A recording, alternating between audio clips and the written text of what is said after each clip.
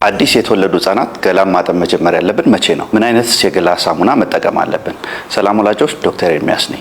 ዛሬ በዚህ ጉዳይ ዙሪያ እንነጋገራለን። እንግዲህ ለአዲስ ወላድ እናቶች ህጻናትን ገላ ማጠብ መጀመር ያለባቸው እትብታቸው ከወደቀ በኋላ ነው። እስከዛ ድረስ ወላጆች ማድረግ ያለባቸው ወይ በስፖንጅ ሰውነታቸው መጠራረግ፣ ካልሆነ ደግሞ በፎጣ ሰውነታቸው መጠራረግ ነው። ልክ የእትብታቸው ከወደቀ በኋላ ገላ ማጠብ ይችላሉ። ገላ በሚያጥቡበት ሰዓት ወላጆች ማድረግ ያለባቸው ነገሮች አሉ። የመጀመሪያው ጭንቅላትና ጀርባን በደንብ መደገፍ ያስፈልጋል።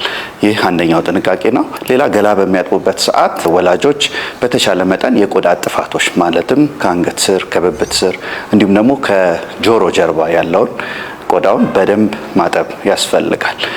ሌላ ወላጆች ገላ በሚያጥቡበት ሰዓት በተቻለ መጠን ሞቅ ያለ መሆን አለበት። ያንንም ደግሞ ቼክ ለማድረግ እጃቸውን የክንዳቸውን ውሃ ውስጥ በመክተት የውሃውን ሙቀት መጠን ቼክ ማድረግ ይችላሉ።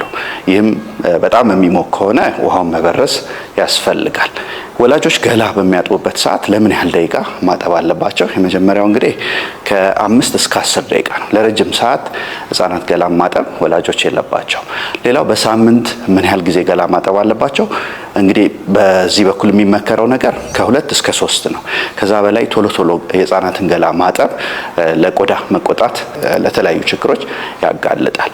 ሌላውና ወሳኙ ነገር ምንድነው? ወላጆች ለህጻናት ገላ መታጠቢያ የሚመርጡትን ሳሙና በአግባቡ መምረጥ ያስፈልጋል።